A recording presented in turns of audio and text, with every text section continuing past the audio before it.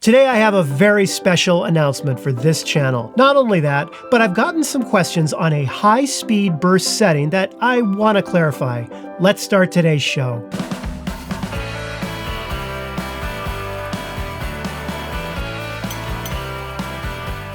Hi everyone and welcome to PAL2TECH. This channel has been on YouTube for well over 2 years now, and during that time I've produced about 200 videos. The greatest joy I've had in running this channel has been connecting with all of you. That has honestly made the late nights, the hard work, the many reshoots, and all of the pressure that goes into producing these videos worth it. As this channel grows and the demand for better quality videos and more consistent production increases, I'm finding that the PAL2TECH channel should be run as a full-time operation. For a while now, I have had a PayPal donation link with all of my videos, and some of you have been so thoughtful and generous in donating to keep this channel going.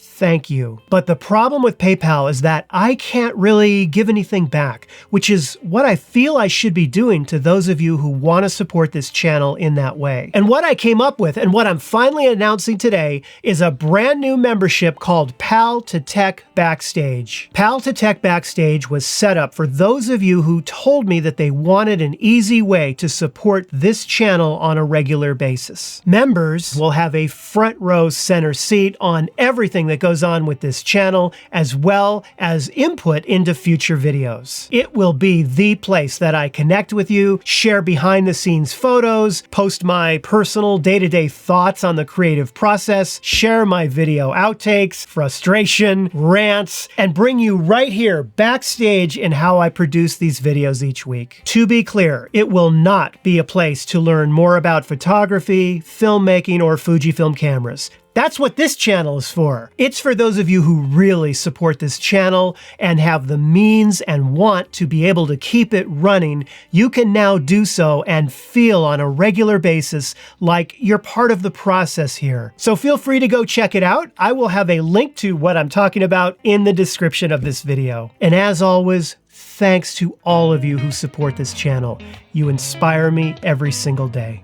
Let's now have a look at the drive setting in your Fujifilm camera. If you go into your drive setting and you go to continuous high-speed burst, you see that? 15 frames per second. You will see that you have other choices here. You see that? However, some of you have been confused because you've seen things like, ooh, I can shoot in 30 frames a second, and you've chosen that. And now, look at what the camera shows you. 30 frames per second. There it is, right? So you click out of the menu and you assume that you're shooting in 30 frames a second. Not true. And even when you go to turn your drive dial into continuous high and start shooting, you still believe you're shooting at 30 frames a second. Are you actually shooting 30 frames a second? No, you're not. You're only shooting 15 frames a second. Let me explain. If you go back into your drive settings, have a look at this. It's back at 15. It just went back to 15. That's the confusion. And look at this, it's grayed out. You see that there? The reason it's grayed out is because those higher burst rates will only work with electronic shutter. So if you go into your camera settings and change your shutter type to electronic, now if I go back to my drive mode, there it is, 30 frames a second, electronic shutter. That's what that icon means right here. But what does confuse people is if they happen to be in mechanical shutter, they go into high-speed burst, and their drive dial is set to anything but continuous high. Watch the screen. I'm going to put it to continuous low.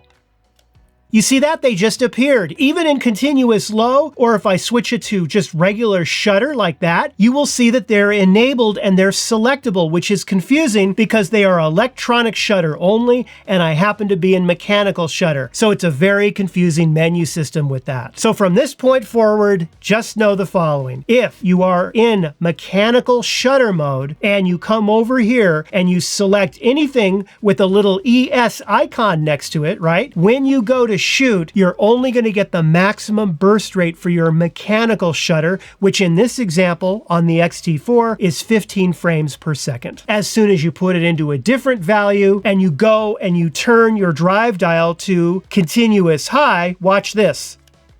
See how it changed? back to 15, and that has confused a number of my viewers. So that was the topic of today's video. Well, that and the whole backstage thing, which go check that out if you haven't yet. Well, thank you so much for watching, and I hope you enjoyed the video. If you did, be sure to give it the like and subscribe. I will be signing off now for this week. In the meantime, have a great weekend, and I'll see you in another video next week. Take care.